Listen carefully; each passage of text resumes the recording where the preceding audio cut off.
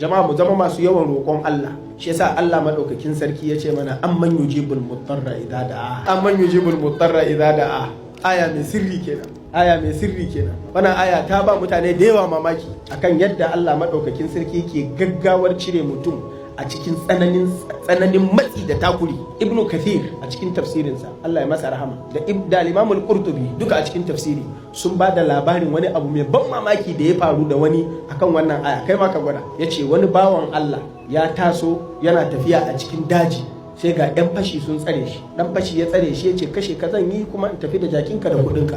Haka in akwai wani abin da za ka yi yanzu ka yi kafin in kashe ka. Ga takobi nan a zare, kuma ya tabbatar zai kashe shi, kuma ya ga waɗanda ya kakkashe a wurin. Saura kai ne kawai yanzu ka rage, yanzu saura maka 'yan daƙiƙai kafin ka tafi. Akwai wani abin da ya ce to ina roƙonka ka taimake ni in yi nafila raka'a 2. Iya bukatar ka kenan, ya ce eh.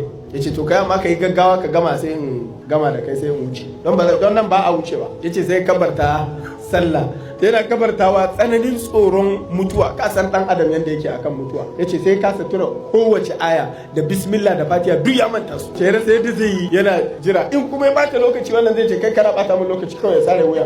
Kaga ba zai jira ya sallama ba. In kuma yace zai gama, in ya gama a sare shi. Wanne ne ɗaya zai yi? Yana shi. Yace kawai sai ji duk cikin Qur'ani ko ina ya manta, sai wannan aya amman yujibul mutarra idza da'a. Wane ne shi ya isa da yake karbar addu'ar mai tsanani idan ya shiga tsanani, mai cikin matsatsi idan ya shiga matsi, wa yakshifu su, kuma wane ne wanda yake kwaranye damuwa da bakin ciki, wa yaj'alukum khulafa al-ard, kuma wane ne ke sa ku zama mamaya a bayan ƙasa, Allah ya kauda wasu kuma ya ajiye ku a wurin. A ilahun ma Allah, akwai wani ne ba Allah ba? Allah yana yi wa kansa kirari ne, kuma yana tambaya ne. Tabbas haka ne, babu wani sai Allah, la ilaha illallah, ba wani sai Allah.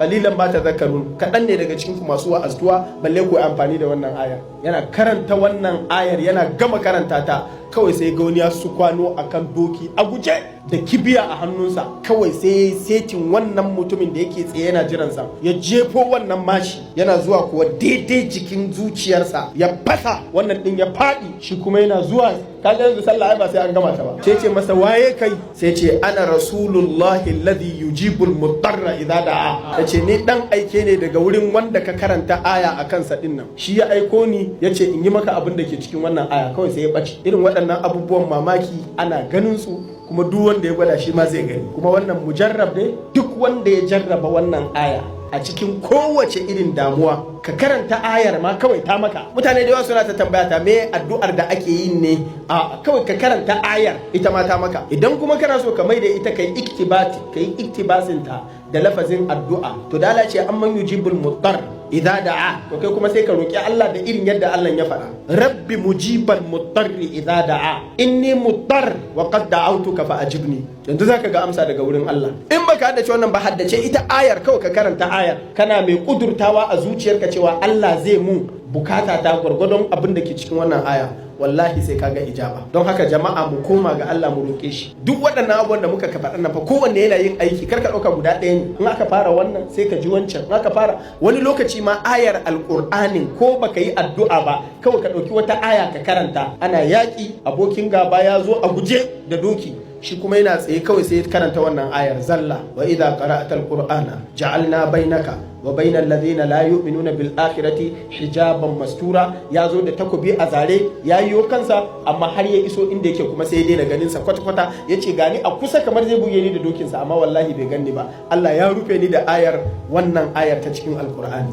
Wato ubangijinmu yana son mu jama'a, mu ne son mu ga ubangiji ya kasa. Waɗansu mutane sun ɗauka waɗansu ne abubuwan so waɗanda za su iya biya musu bukata ba Allah ba. Waɗanda suke da imani sun fi son Allah sama da yadda suke son komi da kowa. Jama'a mu kaunaci Allah, ɗaya ne daga cikin rassa na imani. Ka ji kana son Allah, to shi yasa Allah kuma duk lokacin da kake kaunarsa, kake roƙonsa, kana roƙonsa ne bil mahabbati wat ta'zim. Kana girmama shi kuma kana son sa, sai ka rika jin naka ne, to sai Allah ya ce eh kai nawa ne, sai Allah ya maka. Amma idan baka san Allah ba sai da matsala, to wannan shine addu'ar mushrikai. Su ba ruwansu da Allah sai in matsala ta zo. Ko yaushe kana tare da shi, kuma koyaushe kana roƙonsa. Idan musiba ta zo ka roƙi Allah, idan farin ciki ya zo ka roƙi Allah akan Allah ya dawwamar da farin ciki, kuma ka gode wa Allah. Wannan shine yake sa duk lokacin da ka nemi Allah, to Allah yana tare da kai.